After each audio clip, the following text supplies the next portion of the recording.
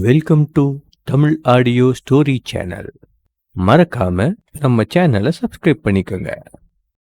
Episode 225 I don't have freedom. 2 நாட்கள் கழித்து இன்னும் ரோஷினி கோபமாகத்தான் இருந்தாள். ஆனால் அந்த கோபம் அவளுக்குத்தான் கஷ்டமாக இருந்தது. எப்போதும் ஆரி அவளை சமாதானம் செய்ய ஏதாவது முயற்சி செய்வான். ஆனால் இந்த முறை அவளை அப்படியே அமைதியாக விட்டுவிட அவளுக்கு அது இன்னும் அதிக வேதனையைத்தான் கொடுத்தது. நான் கோவமா இருந்தா இவர் சமாதானப்படுத்த மாட்டாரா? எல்லா ஆம்பளைங்களும் ஒரே மாதிரி தான் இருக்காங்க. கையில கிடைக்கிற வரைக்கும் ஆஹா ஓஹோன்னு தலையில தூக்கி வச்சு கொண்டாட வேண்டியது, கிடைச்சதுக்கு அப்புறம் கண்டுக்கிறதே இல்லை. இருக்கட்டும், நானும் பேச போறது இல்ல. எவ்வளவு நாள் தான் ஆகுதுன்னு பாத்துடலாம். இப்போது சபதம் எடுத்தவளுக்கு தெரியவில்லை, அவனோடு இருக்கும் கோபத்தை அவன் வந்து ஒரு வார்த்தை பேசினால் கூட தன்னால் தக்க வைத்துக் கொள்ள முடியாது என்று. ரோஷினி தன்னிடமிருந்து தப்பித்து ஓட பார்க்கும் அந்த கோபத்தை தலையில் தட்டி குரங்கு பொம்மை போல் தன்னுடனே அணைத்து வைத்துக் கொண்டு அமர்ந்திருக்க வேலையாள் வந்து அவளை உணவு உண்ண அழைத்தார். அவள் உணவு உண்ண கீழே சென்றவள் அவளுக்காக அங்கு டைனிங் டேபிளில் ஆரி காத்திருந்தான். வந்து கொண்டிருப்பவளை ஆரியின் கண்கள் நோட்டமிட அதை கண்டு கொண்டவள் தன் உதட்டை சுழித்தாள். அதை கண்டவன் தனக்குள் சிரித்து கொண்டான். இருவரும் உணவு உண்டு கொண்டிருக்க சிக்கன் துண்டுகளை எடுத்து வைக்க மீண்டும் உதட்டை சுழித்தவள் தட்டை நகர்த்தி கொண்டாள். அதில் எரிச்சல் அடைந்தவன் அவளை முறைத்தான். அவன் முறைத்தாலும் பரவாயில்லை என்பது போல் ரோஷினி அவனை கண்டுகொள்ளாமல் சாப்பிட்டு கொண்டிருக்க அவன் வாய் திறந்து பேச ஆரம்பித்தான். போனா போகுதுன்னு விட்டா ஓவரா போற. This is not the right method for you. குரலில் எந்த உணர்வையும் காட்டாமல் அமைதியாக கூறியவன் அவளை வேகமாக இழுத்து தன் மடி மீது அமர வைத்தான். ஆரி, என்ன பண்றீங்க? என்ன விடுங்க. I can't leave you. நீங்க இப்ப என்ன விடல, நான் உங்களோட மாஸ்க் கழட்டிடுவேன். ஹோ, அவ்வளோ தைரியம் வந்துருச்சா? நீ அந்த பனிஷ்மெண்ட்டை மறந்துட்ட போல. If you remove the mask I remember the punishment to you. கூறியவன் அவளது இடையில் இன்னும் அழுத்தத்தை கூட்ட அவளுக்கு எரிச்சல் வந்தது. அவள் அவனது கையை விலக்க பார்க்க முடியுமா, நடக்குமா? முறைப்பு மட்டுமே அங்கு மிஞ்சியது. சாப்பிடு, அவன் கூறிவிட்டு அவளுக்கு உணவை எடுத்து ஊட்ட அவள் முகத்தை திருப்பினாள். What's your problem? எந்த பிரச்சனையும் இல்ல. என்னோட ப்ராப்ளம சொன்னா மட்டும் சரியாகிடுமா? நெவர். அப்புறம் எதுக்காக நான் சொல்லணும்? இப்போ உனக்கு என்ன என்ன நடந்துச்சு? ஏன் அந்த மாதிரி ஸ்மெல் வந்துச்சுன்னு உனக்கு தெரியும் அதானே? am I right? அவன் அவ்வாறு கேட்க அதை அறிந்து கொள்ளும் ஆவலில் அவள் மனம் பரபரக்கத்தான் செய்தது. ஆனால் அவன் எப்படி தன்னிடம் கூறுவான் என்று அவள் யோசிக்கும் போது அமைதியடைந்தவள் அவனிடம் மறுப்பாகவும் கூறாமல் சம்மதமாகவும் கூறாமல் அவனை பார்த்தாள். அவளது கண்களில் அத்தனை கேள்விகள் நிறைந்திருந்தது. I know you are very interested, but நான் எப்பவும் சொல்றதுதான். என்னால இப்போதைக்கு உன்கிட்ட எதுவுமே சொல்ல முடியாது. Definitely trust me. One day I will share everything to you. இப்போ உன் மேல ஹோப் இல்ல, அதனாலதான் நான் உன்கிட்ட ஷேர் பண்ணிக்கலன்னு நினைக்காத. ஒரு சில விஷயத்த ஷேர் பண்ணிக்கிறதுக்கு ஹோப் மட்டும் கிடையாது, சிச்சுவேஷனும் தேவை. So try to understand me. Okay fine, நீ சாப்பிடு, எனக்கு ஒரு சின்ன வேலை இருக்கு. அவன் ஆழ்ந்த குரலில் கூறிவிட்டு அவளை தன் மடியிலிருந்து விலக்க பார்க்க அவளோ வேகமாக அவன் கழுத்தை சுற்றி வளைத்து கட்டி கொண்டாள். ஊட்டி விட மாட்டீங்களா? என் மேல கோவமா? Nothing else. ஒரு இம்பார்ட்டன்ட் கால் பேசணும், அவ்வளவுதான். இல்ல, நீங்க என் மேல கோவமா தான் இருக்கீங்க. நான் அடமெண்டா கேக்குறது உங்களுக்கு பிடிக்காதுன்னு எனக்கு தெரியும். இனி நான் கேட்க மாட்டேன். நீங்களே சொல்ற வரைக்கும் நான் வெயிட் பண்றேன். அவள் கூற இதை நான் நம்ப வேண்டுமா என்பது போல் அவன் பார்த்தான். அவனுடைய பார்வையின் அர்த்தம் அவளுக்கு தெளிவாக புரிந்தது. அவன் இதே விஷயத்தை எப்போதோ கூறிவிட்டான். ஆனால் அவள் எத்தனை முறை அவனுடைய உண்மை முகத்தை பார்க்க முயன்றிருக்கிறாள் என்பது அவளுக்கும் தெரியும், அவனுக்கும் தெரியும். ஆரி ப்ளீஸ், கொஞ்சலாக கூறியவள் அவன் இதழில் முத்தமிட அவன் சிலை போல் அமர்ந்திருந்தான். அவனது கழுத்தை கட்டி கொண்டபடியே அவனது நெற்றியில் முட்டியவள் அவன் மூக்கின் மீது தன் மூக்கினை வைத்துக் கொண்டு பேசினாள். கோபம் போகாதா? அதெல்லாம் இருக்கட்டும். What are you doing? நான் உங்களை சமாதானம் பண்றேன், பார்த்தா தெரியல? அவள் கூறிக்கொண்டிருக்க அவளது செல்போன் ஒலித்தது. முதலில் அதனை கண்டுகொள்ளாமல் அவள் ஆரியின் மடியில் அமர்ந்தபடியே அவனிடம் கொஞ்சிக் கொண்டிருக்க மீண்டும் அழைப்பு வந்தது. ஒரு நிமிடம் என்று அவனிடம் கூறியவள் யார் என்று பார்க்க டீனாதான் அழைத்திருந்தாள். சொல்லு டீனா, என்ன விஷயம்? எனக்கு கொஞ்சம் உடம்பு சரியில்லை, நீ வரியா? அவள் பேசும்போதே அவள் குரலில் சோர்வும் வலியும் தெரிந்தது. ஹே, என்னாச்சுடி? ஏன் ரொம்ப முடியலையா? ஒரு மாதிரி டல்லா பேசுற. Anything serious? I am getting my periods, over headache and stomach பெயினாக இருக்கு. என்னால் எந்திரிக்க கூட முடியல, அதான் உனக்கு கால் பண்ணேன். ஓகே ஓகே, நான் வரேன். முடியலன்னா ஹாஸ்பிட்டலுக்கு போகிறதா இருந்தால் கூட போகலாம். நான் வர வரைக்கும் மேனேஜ் பண்ணிடுவல்ல? அவள் சரி என்று கூற ரோஷினி அழைப்பை துண்டித்துவிட்டு மாஸ்க் மேனை பார்த்தாள். அவன் என்ன என்பது போல் புருவம் உயர்த்த அவள் அவசரமாக கூறினாள். ஹரி, டீனாக்கு கொஞ்சம் உடம்பு சரியில்லை. நான் போய் அவளை ஹாஸ்பிட்டலுக்கு கூட்டிட்டு போகணும். நீங்க சாப்பிடுங்க, நான் போயிட்டு முடிஞ்சா நைட் வரேன், இல்லைன்னா நாளைக்கு மார்னிங் வரேன். நோ வே, நீ எங்கேயும் போறதுக்கு நான் உனக்கு பெர்மிஷன் கொடுக்கல. நீ எங்கேயும் போக கூடாது. பட் ஹரி, அவளுக்கு உடம்பு சரியில்லை, ரொம்ப டல்லா பேசுறா. ஏன் என்ன போக வேணான்னு சொல்றீங்க? நான் உன்னை திரும்பவும் எங்கேயும் வெளியே அனுப்ப ரெடியா இல்ல. நீ வெளியில போனாலே ஏதாவது பிரச்சனை தான் வருது. பட் நான் இப்போ டீனாவை பார்க்க தானே போறேன்னு சொல்றேன். அவளை ஹாஸ்பிட்டலுக்கு தானே கூட்டிட்டு போகணும். டாக்டர் போய் பார்க்க சொல்றேன். நீ எங்கேயும் போக வேண்டாம். நீங்க என்ன நினைச்சிட்டு இருக்கீங்க?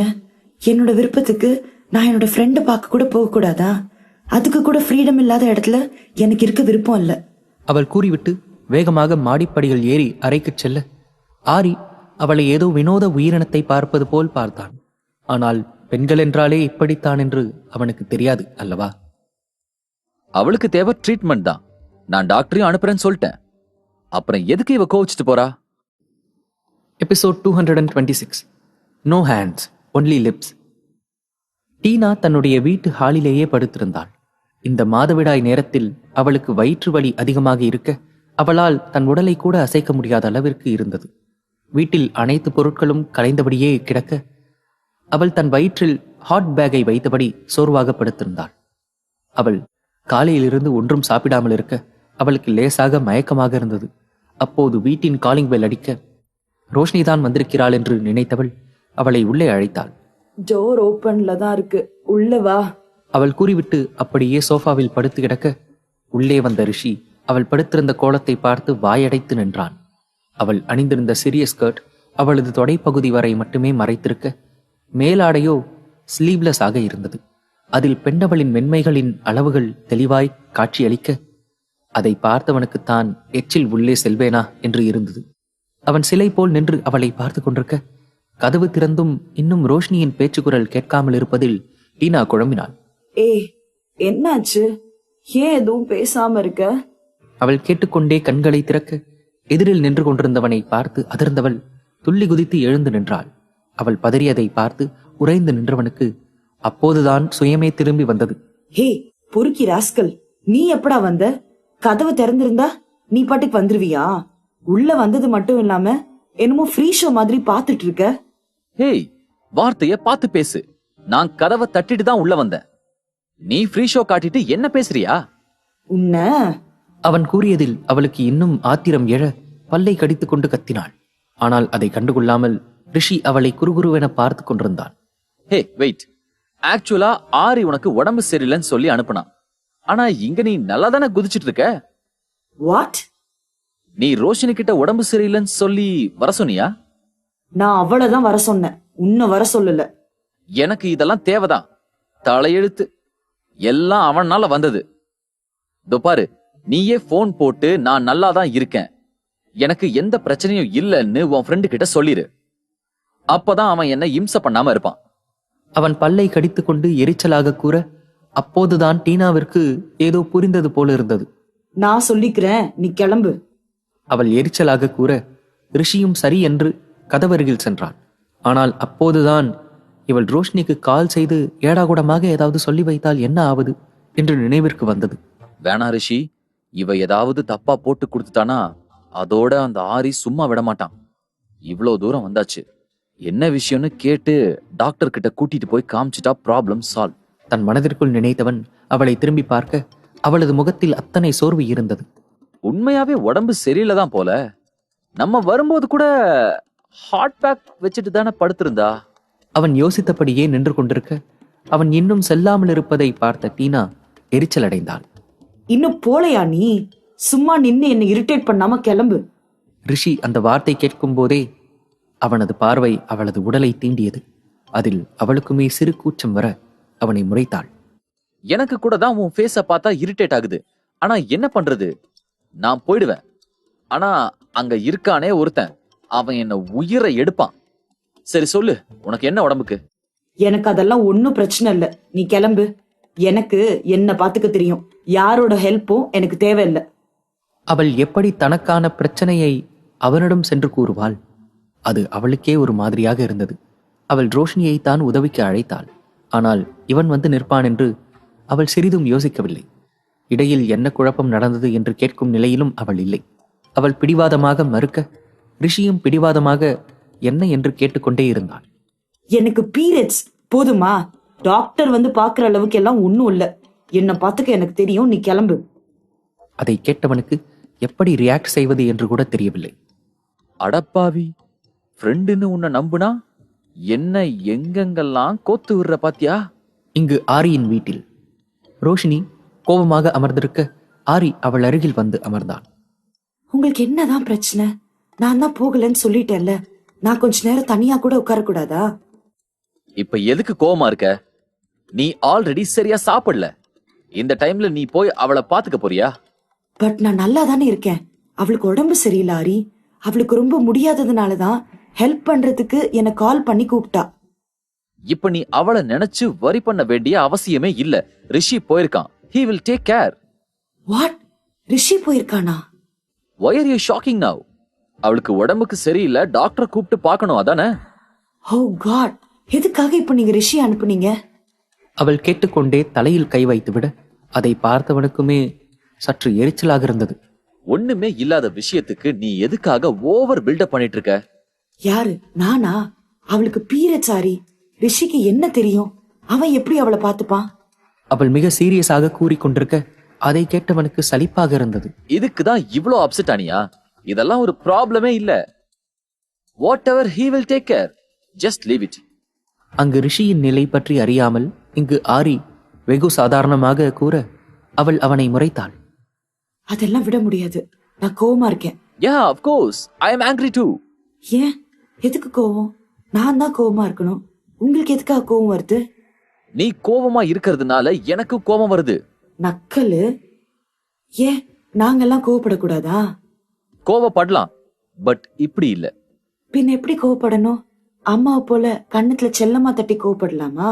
Of course, பட் ஹேண்ட்ஸை யூஸ் பண்ணக்கூடாது. Only lips. என்றவன் தன்னுடைய பெருவிரலால் அவளது மென் இதழின் வரிகளை வருடியபடி கண்களால் எண்ணினான். எபிசோட் 227.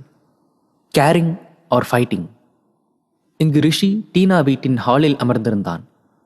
அவனுக்கு என்னதான் அவளுக்கு உதவி செய்வதற்கான எந்த ஐடியாவும் இல்லை என்றாலும் அவளை அப்படியே விட்டு செல்லவும் மனம் வரவில்லை. போதாக்குறைக்கு ஆரி என்ன செய்வானோ என்ற நினைப்பு வேறு வந்து தொலைக்க, அவன் பிடிவாதமாக உதவியே தீர்வேன் என்று அமர்ந்து விட்டான். டீனா தான் பார்த்துக் கொள்வேன் என்று எவ்வளவு கூறியும் அவன் கேட்காமல் இருக்க, தலையில் அடித்துக் கொண்டவள் அறைக்குள் சென்று கதவை மூடிக்கொண்டாள். என்ன இவ்வளவு நேரம் ஆகுது? கதவை திறக்கவே மாட்டாளா? இப்படி உட்கார்ந்து இருக்கிறது வேஸ்ட் தான். அதுக்கு பதிலா வீட்டுக்கு போலாம். எல்லாம் இந்த ஆரியால வந்தது. மனதிற்குள் புலம்பியவன் இன்னும் 5 நிமிடத்தில் கதவு திறக்கவில்லை என்றால் கிளம்பி விடலாம் என்று முடிவு செய்திருந்தான். அவனது கண்கள் அந்த வீடு முழுவதும் சுற்றி வர, எல்லா இடமும் சுத்தமின்றி கலைந்திருப்பதை பார்த்தவன் முகம் சுழித்தான்.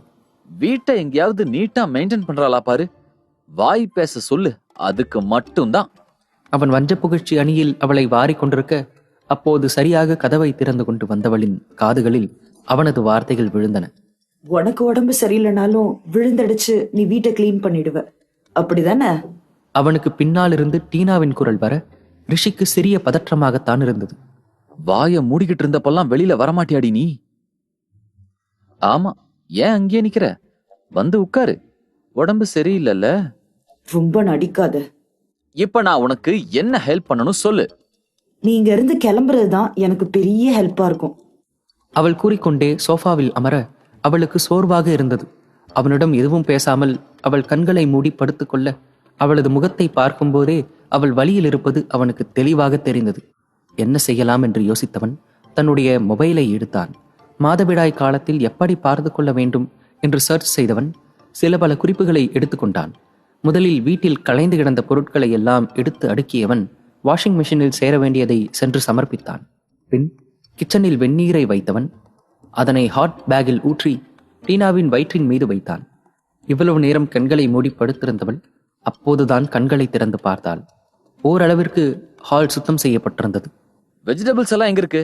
என்ன செய்ய போற? நீ ஒன்னும் சொல்ல வேணாம், நானே பாத்துக்கிறேன். அவன் கூறிவிட்டு ஃப்ரிட்ஜில் இருந்த காய்கறிகளை எடுத்தவன் மசாலா பொருட்களை தேடி எடுத்தான். அவனுக்கு ஒவ்வொரு பொருட்களையும் தேடி எடுப்பதற்குள் போதும் போதும் என்று இருந்தது. ஒரு வழியாக வெஜிடபிள் சூப்பை தயார் செய்தவன் அதனை கோப்பைக்கு மாற்றி அவளுக்கு எடுத்து வந்தான். டீனா எந்திரி. என்ன வேணும் உனக்கு? நீ இன்னும் காலையில இருந்து சாப்பிடல தானே? எந்திரிச்சு சாப்பிடு. நான் கொஞ்ச நேரம் கழிச்சு சாப்பிடுறேன். நீ சாப்பிடாம இருக்க, அதனால கூட உனக்கு இவ்ளோ டயர்டா இருக்கலாம். எந்திரிச்சு ஃபர்ஸ்ட் சாப்பிடு. அவன் கட்டாயப்படுத்த அவளாகவே மெல்ல எழுந்து அமர்ந்தாள்.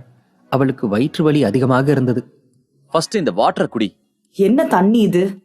Cumin and dill seeds boil பண்ணி ஃபில்டர் பண்ண வாட்டர். பெயினை கம்மி பண்ணும், வாமிட் வராது. நோ, நான் இதெல்லாம் குடிக்க மாட்டேன். கஷ்டப்பட்டு செஞ்சிருக்கேன். நீ குடிக்க மாட்டேன்னு சொன்னா விட்டுருவனா?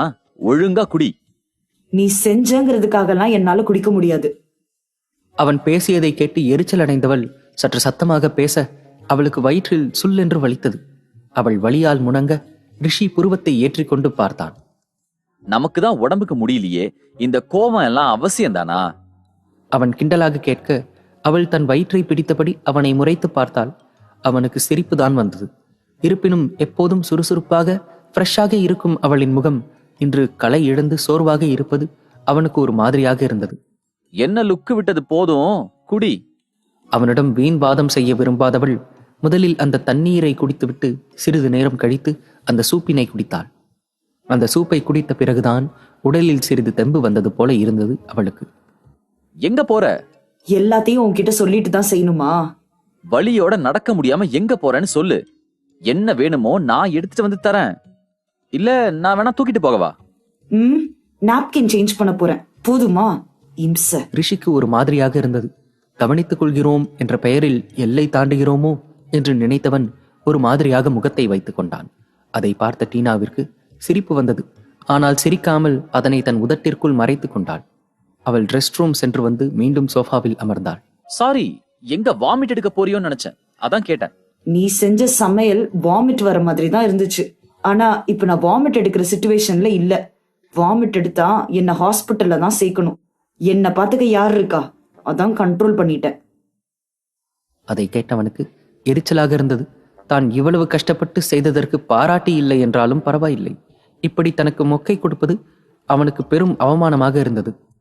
உன்னை அப்படியே விட்டுட்டு கிளம்பி இருக்கணும். தப்பு பண்ணிட்டேன். அவன் வாய்க்குள் முணுமுணுக்க டீனா அதனை காது கொடுத்து கேட்டாள். எது பேசுறதா இருந்தாலும் டைரக்டா பேசு.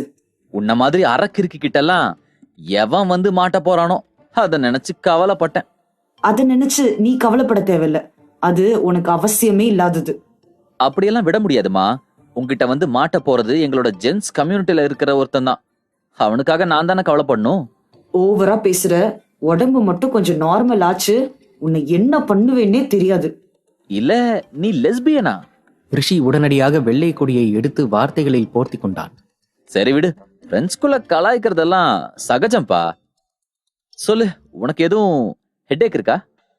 நீ கொஞ்ச நேரம் வாய மூடிட்டு இருந்தாலே எனக்கு எந்த பிரச்சனையும் இல்லாம நான் நார்மல் ஆயிடுவேன். ஓகே ஃபைன், ஐ அம் ஜிப்ட். அவன் கூறிவிட்டு வாயை மூடிக்கொள்ள சோஃபாவில் அப்படியே படுத்த டீனாவிற்கு ஓரளவுக்கு பரவாயில்லை என்று இருந்தது. வலி சிறிது குறைந்திருந்ததால் இப்போதுதான் அவளுக்கு உறக்கமே வந்தது. அவள் நன்றாக உறங்கிக் கொண்டிருக்க அவளது செல்போன் தொடர்ந்து அடித்தபடி இருந்தது. அதில் உறக்கம் கலைந்தவள் செல்போனை எடுத்து பார்க்க ரோஷினி தான் அழைத்திருந்தாள். Episode 228. Teasing is part of friendship. Tina Rishi செய்து கொடுத்த சூப்பை குடித்துவிட்டு நன்றாக உறங்க நேரம் மெல்ல மாலை பொழுதை எட்டியிருந்தது. அவள் நன்றாக உறங்கிக் கொண்டிருக்க அவளது செல்போன் இரண்டாவது முறையாக அலறிக்கொண்டிருந்தது. மெல்ல உறக்கம் கலைந்தவள் யார் என்று பார்க்க ரோஷினிதான் அழைத்திருந்தாள். சொல்லுடி. என்னடி பண்ற? உடம்பு இப்ப பரவாயில்லையா? பெட்டர். பெயின் கொஞ்சம் ரிலீஃப் ஆகியிருக்கு. அந்த ரிஷியா வந்திருந்தா? அவள் கேட்கும்போதுதான் டீனாவிற்கு ரிஷியின் நினைவே வந்தது. அவள் வேகமாக எழுந்து அமர்ந்து தன் ஆடைகளை சரி செய்தாள். ஆனால் அங்கு அதற்கு எந்த அவசியமும் ஏற்படவில்லை. காரணம், அங்கு ரிஷி இல்லை. அவன் எப்போதோ கிளம்பி இருந்தான். டீனா அவன் எங்கு சென்றான் என்று தன் கண்களை அங்குமிங்குமாக உலாவ விட அதற்குள் இங்கு ரோஷினி 4-5 தடவை டீனா டீனா என்று அழைத்திருந்தாள். ஹலோ, என்னாச்சு? ஏன் அமைதியா இருக்க? டீனா, கேக்குதா? 1 செகண்ட் டி, ஃப்ரெஷ் ஆகிட்டு வரேன். அவள் அழைப்பை துண்டித்துவிட்டு முதலில் தேடியது ரிஷியைத்தான். ஆனால் ரிஷி அங்கு எங்கும் இல்லை. இவன் என்ன ஒரு வார்த்தை கூட சொல்லாம போயிட்டான்? குரங்குக்கு அறிவே கிடையாது. முழிச்சதுக்கு அப்புறம் சொல்லிட்டு போகணுங்கிற ஒரு பேசிக் மேனஸ் கூட இல்ல. தனக்குள் புலம்பியவள் சென்று முகம் கழுவி விட்டு வந்து மீண்டும் ரோஷினிக்கு அழைத்தாள். சொல்லுடி, என்னாச்சு? ஒன்னும் இல்ல, நல்லா தூங்கிட்டேன். அதான் கொஞ்சம் ஃப்ரெஷ் ஆகிட்டு வரலான்னு கட் பண்ணேன். அவன் என்ன இன்னும் அங்க இருக்கானா? இல்ல, தூங்கும் போதே போயிட்டான் போல. எல்லாரும் ஒரே கேட்டகரி தான் போல. எப்ப பாரு தூங்கும் போது சொல்லாம கிளம்பிட்டு. அதை கேட்டு டீனா சிரித்தாள். அவளுக்குத்தான் தெரியுமே, ஆரியும் இப்படித்தான் சொல்லாமல் கொள்ளாமல் கிளம்பி விடுவான் என்று. ஆமா, அவன் வந்து என்ன பண்ணா? டாக்டரை கூட்டிட்டு வந்தானா? ஹாட் பேக்ல வாட்டர் வச்சு கொடுத்துட்டு, வீட்டெல்லாம் கிளீன் பண்ணிட்டு, எனக்கு சூப் செஞ்சு கொடுத்துட்டு, வயிற்று வலிக்கு ஏதோ கஷாயம் மாதிரி செஞ்சு கொடுத்தான். டாக்டர் கூட்டிட்டு வரணுமான்னு கேட்டான். இதுக்கு எதுக்கு டாக்டர்னு நான் தான் வேணான்னு சொல்லிட்டேன். பரவாயில்லையே. ஆமாமா, பரவாயில்ல. குரங்கா இருந்தாலும் கொஞ்சம் நல்ல குரங்கா தான் இருக்கான். அவ்வளோ மோசம் இல்ல. என்னடி, உனக்கும் எனக்கும் படத்துல வர மாதிரி குரங்குல இருந்து நல்ல குரங்குக்கு ப்ரமோஷன் கொடுக்குற? சம்திங்கா? ஏய், அப்படியெல்லாம் ஒன்னும் இல்ல. நான் அவனை அவ்வளோ அவாய்ட் பண்ணியும் அவ்வளோ பேசியும் போக மாட்டேன்னு பிடிவாதமா இருந்து ஹெல்ப் பண்ணால, அந்த ஒரு கர்ட்டசி தான். ஹலோ மேடம், இந்த கதெல்லாம் என்கிட்ட சொல்லாதீங்க. கர்ட்டசினா ஒரு தேங்க்ஸ் சொல்லி முடிச்சிருக்கலாமே. எதுக்காக ப்ரொமோஷன் எல்லாம் கொடுக்குறீங்க? டீனா என்னத்தான் தன் தோழி கூறியதை மறுத்து பேசினாலும் ரோஷினி கூறும் வார்த்தைகளால் அவளது கன்னம் செம்மையுறதான் செய்தது. அவள் இதழ்கள் அவளது கட்டுப்பாட்டில் இல்லாமல் தானாக புன்னகைத்துக் கொண்டிருக்க, அவள் இது உண்மை இல்லை என்று தன் தோழியிடம் சாதித்துக் கொண்டிருந்தாள். சரி, ஓட்டுனது போதும். நீ என்ன பண்ற? நோ, பேச்ச மாத்த ட்ரை பண்ணாத. நான் இன்னைக்கு இந்த விஷயத்த விட்டுறதா இல்ல. உண்மையை சொல்லு, நீங்க 2 பேரும் டாம் அண்ட் ஜெரி கப்பிள் தானே? ஹே, என்னடி நீ பாட்டுக்கு டெவலப் பண்ணிக்கிட்டே போற? அப்படிலாம் ஒன்னும் இல்ல. நான் நம்ப மாட்டேன்பா. ஒரே ஒரு வேர்டை தெரியாம சொல்லிட்டேன், அதுக்கு இப்படி வச்சு செய்றியே. இன்னும் உடம்பு முழுசா சரியாகலடி. என்ன சொன்னாலும் விட முடியாது. அவள் விடாப்பிடியாய் தன் தோழியை வம்பிழுத்துக் கொண்டிருக்க, அவளுக்கு பின்னால் வந்து அவள் இடையோடு அணைத்தான் ஆரி. அவளது கழுத்து வளைவில் அவன் முகம் புதைக்க, கூச்சத்தில் நெளிந்தவள் அவன் கன்னத்தோடு கன்னம் வைத்துக் கொண்டாள். டீனா ஒரு பக்கம் செல்போனில் பேச்சு கொடுத்து கொண்டிருக்க, ஆரி அவளை சீண்டி சிலிர்க்க வைத்துக் கொண்டிருந்தான். ரோஷினி நெளிந்து கொண்டு சரியாக பேச முடியாமல் திக்கி திணறிக் கொண்டிருந்தாள். என்னடி ஒரு மாதிரி பேசுற? அது ஒன்னும் இல்லடி, கார்டன்ல நிக்கிறேனா, அதான் கொசு கடிக்குது. வேற ஒன்னும் இல்ல. அவள் தங்களது அறையின் பால்கனியில் நின்று கொண்டிருந்தாலும் டீனாவிடம் எப்படி ஆரியின் சேட்டையை கூறுவது என்று மாற்றி கூறினாள். அவள் லேசாக பல்லை கடித்துக்கொண்டு ஆரியின் கையை கிள்ள, அவன் அவளது காது மடலை மெல்ல கடித்தான். போதா குறைக்கு அவனது கைகள் வேறு பெண்ணவளின் இடையை அளந்து கொண்டிருக்க, அவளும் அவன் கைகளை எவ்வளவோ விளக்க முயன்றாள். ஒரு கட்டத்தில் அது முடியாமல் போக போனை மியூட்டில் போட்டுவிட்டு அவனை திரும்பி பார்த்து முறைத்தாள். ஆரி, என்ன பண்றீங்க? போன் தானே பேசிட்டு இருக்கேன். I am doing my work. ஏன், நான் என்ன பண்றேன்னு உனக்கு தெரியலையா? தெரியுது, பட் போன் பேசும்போது அமைதியா இருக்கணும்னு உங்களுக்கு தெரியாதா? அவளது கழுத்து வளைவில் முகம் புதைத்தபடியே தெரியாது என்பது போல் முடங்கிக் கொண்டே தலையசைத்தவன் அழுத்தமாக முத்தமிட்டான்.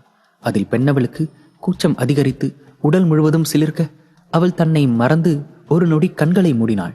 இங்கு டீனா ரோஷினியின் பெயரை ஏலமிட்டுக் கொண்டிருந்தாள். ஒரு நொடி தன்னை தொலைத்து தன்னவனுக்குள் கரைந்தவளை டீனாவின் குரல் நிகழ்வுலகத்திற்கு மீட்டு வந்தது. சுதாரித்துக் கொண்டவள் ஆரியின் கைகளை விலக்க முயன்று கொண்டே மியூட்டில் இருந்து எடுத்துவிட்டு மீண்டும் பேச ஆரம்பித்தாள். டீனா, 1 செகண்ட், நான் கொஞ்ச நேரத்துல திரும்ப கால் பண்றேன், இரு. ரோஷினி கூறிவிட்டு அழைப்பை துண்டிக்க, ஆரி சட்டென்று அவளை விட்டு விலகி நடக்க, அவள் வேகமாக எட்டி அவனது சட்டையை பற்றினாள். போன் பேச விடாம இவ்ளோ நேரம் சேட்டை பண்ணிட்டு இப்ப எங்க போறீங்க? I have important work. Oh, important ஒர்க்கா? இவ்வளோ நேரம் என்ன ஃபோன் பேச விட்டீங்களா? இப்ப எப்படி நீங்க ஒர்க் பாக்குறீங்கன்னு நானும் பாக்குறேன். என்னோட ஒர்க்ல டிஸ்டர்ப் பண்ணா அப்புறம் நீ தான் அதிகமா ஒர்க் பண்ற மாதிரி இருக்கும். அவன் கூறிக்கொண்டிருக்க அவளுக்கு தான் ஒரு மாதிரியாக இருந்தது. Aari, you're too dirty. Yes, only with this dirty girl. அவன் கிரக்கமான குரலில் கூறிக்கொண்டே அவளை இழுத்து அணைத்து கொண்டான். ஆக்சுவலா நீங்க செய்யறதுக்கெல்லாம் எனக்கு உங்க மேல கோவம் தான் வரணும். But why? இருக்கிற கோவம் கூட அப்படியே காத்துல கரைஞ்சிருது. அவள் அவன் நெற்றியில் முட்டி மூக்கோடு மூக்குரசி கேட்க அது அவனுக்கு மிகவும் பிடித்திருந்தது. அவன் உடனடியாக அப்படியே அவளது இதழ்களை பிடித்து கொண்டான். முதலில் அவள் அவனை விட்டு விலக நினைக்க அதில் அவனின் முத்தத்தின் ஆழம் அதிகரித்தது மட்டுமல்லாமல் வன்மையும் கூடியது. அவள் அவனை எதிர்ப்பதை விட்டுவிட்டு அவனோடு ஒன்றிக்கொள்ள வன்மை குறைந்து மென்மை கூடியது. Episode 229. Is this love? No. இங்கு ரோஷினி அழைப்பை துண்டித்த பிறகு டீனா யோசனையாக அமர்ந்திருந்தாள். அவளது மனம் தன் தோழி கூறிய வார்த்தைகளிலேயே உழன்று கொண்டிருந்தது. அன்று ராகவும் இதே வார்த்தையைத்தானே கூறியிருந்தான். அவன் மோசம் இல்லதான், அதுக்காக லவ்வும் இல்ல. அவனை மாதிரி ஒரு குரங்கெல்லாம் யாராவது லவ் பண்ணுவாங்களா? யாராவது லவ் பண்ணாலும் பண்ணிட்டு போகட்டும், எனக்கு செட் ஆகாது. அவனை பத்தி தேவையில்லாம யோசிக்கிறத ஸ்டாப் பண்ணிட்டு நெக்ஸ்ட் என்னன்னு யோசிக்கிறது தான் பெட்டரா இருக்கும். அவள் தனக்குத்தானே புலம்பி விட்டு தனக்காக ஒரு காஃபி போட்டுக் கொள்ளலாம் என்று கிச்சனுக்கு சென்றாள். ஆனால் அங்கு ஏற்கனவே பிளாஸ்கும் ஹாட் பாக்ஸும் தயாராக இருந்தது. அதில் ஒரு ஸ்டிக்கர் நோட்டீஸும் ஒட்டப்பட்டிருந்தது. நைட்டுக்கு டின்னர் ஹாட் பாக்ஸ்ல இருக்கு, ஹோட்டல்ல ஆர்டர் பண்ணாத, உடம்ப ஸ்ட்ரெயின் பண்ணிக்காம ரெஸ்ட் எடு, டேக் கேர், பை. அவன் ஸ்டிக்கர் நோட்டீஸில் எழுதி வைத்திருந்ததை படித்தவளின் இதழ்கள் தானாக புன்னகைத்தன. இந்த விஷயம் உண்மையில் அவளை இம்ப்ரெஸ் செய்தது என்றுதான் கூற வேண்டும். ஆனால் அவனோ இவள் மீண்டும் ரோஷினிக்கு அழைத்து அதற்கு ஆரி தன்னை இங்கு அனுப்பி வைப்பதற்கு பதிலாக இதுவே மேல் என்றுதான் அனைத்தையும் செய்து வைத்துவிட்டு கிளம்பினான். பரவாயில்லையே, இவனுக்கு இந்த அளவுக்கு கேரிங்காலாம் இருக்கு தெரியுமா? ஆனா சம்டைம்ஸ் மட்டும் கிறுக்கு பிடிச்சிடுது. அவள் தன் மனதிற்குள் நினைத்தபடி பிளாஸ்கில் இருந்த காஃபியை கோப்பையில் ஊற்றி எடுத்துக்கொண்டு வந்து சோஃபாவில் அமர்ந்தாள். அவளின் மனம் ரிஷியை பற்றின நினைப்பிலேயே உழன்று கொண்டிருந்தது. நான் எதுக்கு அவனை பத்தி யோசிச்சுட்டு இருக்கேன்? நான் இவ்ளோ பெருசா இமேஜின் பண்றதுக்கு அவ்வளோ சீன் ஒன்னும் கிடையாது. அவன் குரங்கு தான், பட் கொஞ்சம் நல்ல குரங்கா இருக்கான், அவ்வளவுதான், வேற ஒன்னும் இல்ல. அவள் அத்தோடு அவன் நினைப்பை மூட்டை கட்ட முயன்றாலும் அவனுடைய சிந்தனைதான் மீண்டும் மீண்டும் நிறைந்தது. நாம் எந்த விஷயத்தை கட்டாயப்படுத்தி தவிர்க்க நினைக்கிறோமோ அதே விஷயம்தான் வலுக்கட்டாயமாக நம்மை பற்றி கொள்ளும். அதுதான் இங்கும் நடந்து கொண்டிருந்தது. இங்கு ரிஷி தன்னுடைய வீட்டில் தன்னுடைய அறையில்தான் இருந்தான். அவன் முடிக்க வேண்டிய வேலை ஒன்று இருக்க அதை விட்டுவிட்டுத்தான் டீனாவை பார்த்து கொள்வதற்காக சென்றிருந்தான். இப்போது வந்து வேக வேகமாக அந்த வேலையை முடித்துக் கொண்டிருந்தான். அப்போது அங்கு ராகவ் வந்து நின்றான். எங்கடா போயிருந்த? மத்தியானத்துல இருந்து உன்னை ஆளையே காணும். அது ஒரு பெரிய தலைவலி பிடிச்ச வேலை. அவன் கூறும்போதே அவனுக்கு டீனாவின் நினைவு வந்தது. அவள் வீட்டில் அவளை கண்ட காட்சி அவன் மனக்கண்ணில் ஓட வேகமாக தன் தலையை சிலுப்பிக் கொண்டான். நேர்ல பார்த்ததை விட நினைச்சு பார்க்கும்போது இன்னும் ஒரு மாதிரி இருக்கே. அவன் மனதில் யோசித்தபடி இருக்க ராகவ் பேசிய ஒரு வார்த்தை கூட அவன் காதுகளில் விழவில்லை. என்னடா நான் பேசிக்கிட்டே இருக்கேன், உனக்கு கேக்குதா இல்லையா? சொல்றா, என்ன விஷயம்? டேய் எப்பா, ஒண்ணும் இல்ல, சாப்பிட வரியா? இருவரும் ஒன்றாக சாப்பிட கீழே சென்றனர். அங்கு தாத்தாவும் பாட்டியும் ஏற்கனவே இவர்களுக்காக காத்து கொண்டிருக்க ரிஷியை பார்த்தவுடன் தாத்தா கோபமாக முகத்தை மாற்றிக்கொண்டார். அதை கவனித்தவனுக்கு சாப்பிடும் எண்ணமே போய்விட்டது. இருப்பினும் அவர்களை சமாதானப்படுத்த வேண்டும் என்று அவன் வேகமாக சென்று தாத்தாவின் அருகில் அமர்ந்து கொண்டான். உணவு பரிமாறப்பட அனைவரும் உண்ண ஆரம்பித்தனர். தாத்தா, உங்களுக்கு இந்த கிரேவி பிடிக்கும்ல, சாப்பிடுங்க, அவன் கூறிக்கொண்டே அந்த கிரேவியை அவரது தட்டில் பரிமாறப் போக அவர் வேகமாக தன்னுடைய தட்டை நகர்த்தி கொண்டார். ஏன் தாத்தா என் மேல இவ்ளோ கோபம்? நான் பண்ணது தப்புதான், சாரி. இதுக்கப்புறம் அந்த மாதிரி பண்ண மாட்டேன், சரியா? பாட்டி, நீங்க சொல்லுங்களேன்.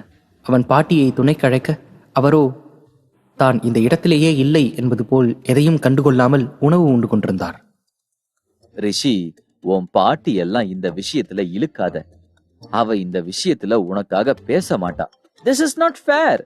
எல்லாரும் சேர்ந்து என்ன இப்படி கார்னர் பண்ணா நான் என்ன பண்றது? நாங்க எங்கடா உன்னை கார்னர் பண்ணோம்? கல்யாணம் பண்ண சொல்றதுக்கு உனக்கு கார்னர் பண்ற மாதிரி தெரியுதா? எனக்கு நீங்க கொடுக்கிற பனிஷ்மெண்ட் மாதிரி தெரியுது. நான் என்ன தப்பு பண்ணேன்? எதுக்காக எனக்கு அவ்வளவு பெரிய பனிஷ்மெண்ட்? நான் ரிலாக்ஸா ஜாலியா இருக்கிறது உங்களுக்கு பிடிக்கலையா? Life is not only for enjoyment. அதுல ஃபேமிலி, ரெஸ்பான்சிபிலிட்டிஸ், சண்டை, சந்தோஷம்னு எல்லாமே தான் இருக்கும். எல்லாம் இருக்கட்டும் தாத்தா. பாட்டி, எனக்கு எதுக்கு இப்பவே அதெல்லாம்? உனக்கு என்ன, இன்னும் 20 வயசு நினைச்சுக்கிட்டு இருக்கியா? அதை கேட்டவுடன் ரிஷிக்கு ஒரு மாதிரியாக இருந்தது. ராகவ் நக்கலாக சிரிக்க அவனை கீழ்பார்வையில் முறைத்தான். என்ன மட்டும் சொல்றீங்களே, இவனுக்கும் தான் வயசாகுது. இவனை பத்தி எதுவுமே பேச மாட்டீங்க. நீ முதல்ல கல்யாணம் பண்ற வழிய பாருடா. அதுக்கப்புறம் அவனுக்கு அதெல்லாம் ஆட்டோமேட்டிக்கா நடக்கும். ஏய், இதுல எதுக்கு என்ன இழுக்கிற? என்ன ஏன்டா மாட்டி விட பாக்குற? ரிஷி கூறியதை கேட்டு ராகவும் அவனிடம் வம்புக்கு செல்ல இப்போது தாத்தா அவனை முறைத்தார். அத்தோடு அவன் அமைதியாகிவிட ரிஷி சிரித்து கொண்டான். எங்களோட பேச்சு உங்களுக்கு விளையாட்டு மாதிரி தெரியுது இல்ல? இதோட நீ என்கிட்ட பேசுற மாதிரி இருந்தா கல்யாணத்துக்கு ஓகே சொல்லிட்டு தான் பேசணும். இல்லையா என்கிட்ட பேசாத. இத ஈஸியா எடுத்துக்கிறதா இருந்தா உன்னோட விருப்பம் ரிஷி. ஆனா நான் பேச மாட்டேன். உன்னோட பாட்டி இவ்வளவு நேரம் ஏதாவது வாயை திறந்தாளா? அதே போலதான் உனக்காக எந்த சப்போர்ட்டும் பண்ண மாட்டா. அவர் ஸ்ட்ரிக்டாக கூறிவிட்டு எழுந்து செல்ல அப்போதுதான் ரிஷிக்கு விஷயத்தின் தீவிரம் அதிகமாக இருப்பதை உணர்ந்தான். அவன் வேகமாக அவர் பின்னாலேயே அவரை சமாதானப்படுத்துவதற்காக செல்ல அவரோ அவன் கைகளை தட்டிவிட்டு தங்களது அறைக்குள் சென்று விட்டார். பாட்டியும் அவர் பின்னாலே சென்றுவிட கதவு அடைக்கப்பட்டது. தாத்தா, எனக்கு யார் இருக்கா? நீங்களும் இந்த மாதிரி என்கிட்ட சண்டை போட்டா நான் என்ன பண்ணுவேன்? நான் கல்யாணம் இப்போதைக்கு வேணான்னு தானே சொல்றேன். அவன் வெளியே நின்று கத்திக் கொண்டிருக்க இருவரது காதுகளிலும் அந்த வார்த்தைகள் விழுந்தது. அவன் தான் சொல்றான்ல, எதுக்காக இவ்ளோ பிடிவாதம் பண்ணணும்? வேணாங்க, ரொம்ப மனசு கஷ்டப்படுறான். ஏய், நீ சும்மா இரு. இவனை இப்படியே விட்டுக்கிட்டு இருந்தா சரிப்பட்டு வராது.